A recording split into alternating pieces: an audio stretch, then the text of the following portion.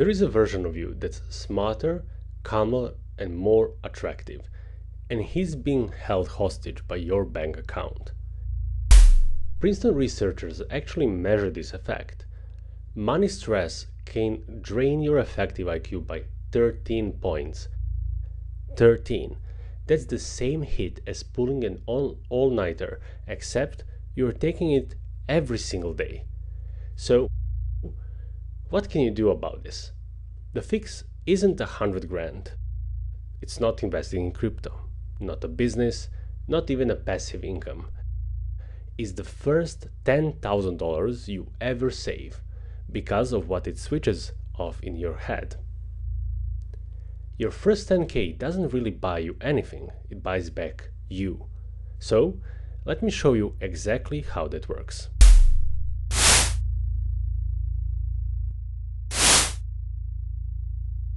In 2013, a team from Princeton and Harvard ran an experiment in New Jersey shopping mall. They stopped around 400 people and gave them one scenario. Your car breaks down and the repair costs money. Then they had them take the intelligence tests. For half of them, the repair was about $150. Annoying, but fine. For the other half, however, $1,500. For wealthier people, the number didn't matter. Their scores were identical either way. But for people who were tight on money, just thinking about $1,500 repair tanks their performance, a drop of about 13 IQ points. Same people, same brain, one imaginary bill. And to prove it wasn't a fluke, the same researchers test sugarcane farmer in India, guys who get paid once a year, at harvest. Before harvest, in the broke season, they scored significantly worse than they did after the harvest, with money in hand. Same farmer, different balance. Scientists call this bandwidth tax. When money is tight, part of your mind is permanently running a background calculation. Can I afford this? What if the car breaks down? How much is left until payday? You never notice the process running, you just notice the output. You're foggy, irritable, a little slower, a little less funny than you used to be. So if you've been feeling like a dimmer version of yourself lately, less sharp at work, less present with people, hear this out. It might not be the discipline problem. It might not be your problem at all. It might just be the tax. But here is the great news. The effect runs in both directions. Give your brain a cushion and the bandwidth comes back. And the dollar amount where that starts happening, it's way smaller than you might ever guess. In 2024, Vanguard studied more than 12,000 people to find the single strongest predictor of financial well-being. Not income, not stock portfolio, not owning a home, emergency savings. Having just $2,000 set aside was linked to a 21% jump in financial well-being. $2,000, that's where the alarm in your head starts shutting off. And the difference shows up in your actual work. People with no cushion spend 7.3 hours a week thinking about money, worrying, juggling, recalculating. But people with the cushion, 3 hours. The 3.5 hours of your life handed back to you every single week.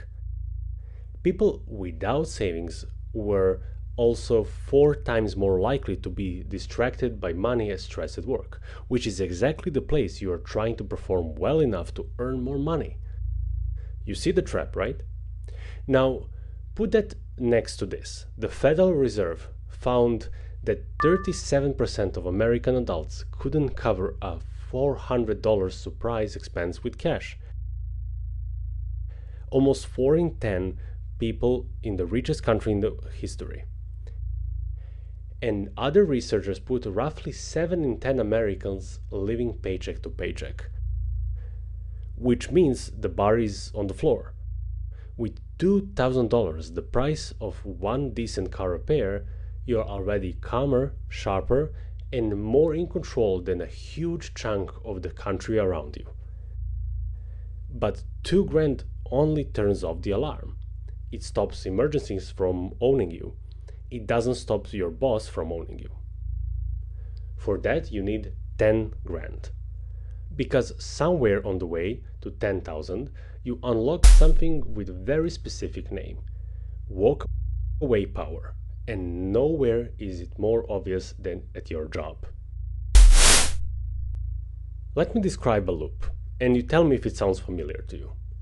You got no cushion, so you need a job.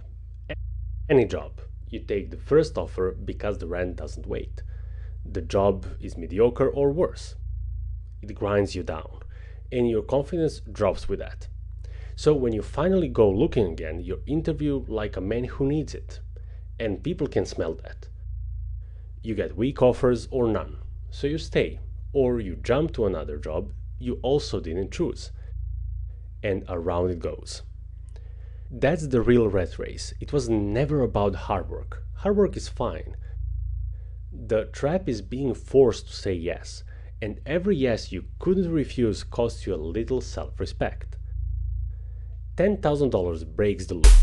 For most young guys, the 10K is 3 to 6 months of lean living expense.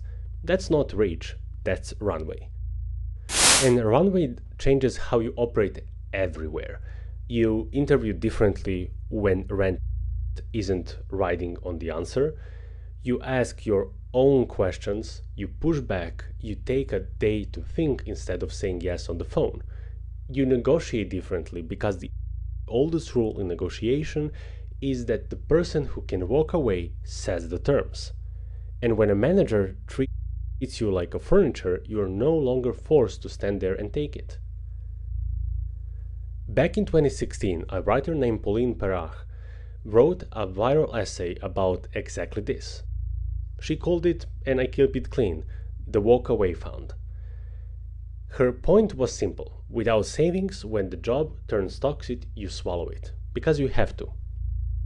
With savings, you say no, thank you, and you live with your spine intact. Millions of people share that essay, because everybody recognizes the cage. Now, 10K won't retire you. Nobody serious is claiming that. What it does, it makes you very, very hard to own. And here's where it gets really interesting. The same power leaks into places that have nothing to do with work, including how you come across on the date. Nobody can really see your bank balance, not your date, not your friends, not the room. So how can money possibly change how people perceive you? Because what people read isn't a number, it's a downstream behavior. They notice actually that you glance at the menu and just order. No mental math, no searching for the cheapest thing. They notice that you say I'm in to a weekend trip without opening your banking app under the table. And when the bill lands, your shoulders don't move. And you're actually present in the conversation, because remember the bandwidth tax. There is no background process running anymore. That's what security looks like from the outside. Calm, and the calm is magnetic. And there is an interesting survey that backs this up. A poll of 2,000 Americans found the most attractive traits in a partner, where a sense of humor and intelligence tied at 44%. And right behind them, at 42%, financial security. Ahead of looks, ahead of ambition.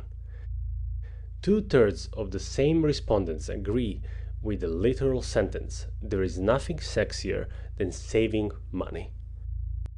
But notice the exact word, security, not wealth.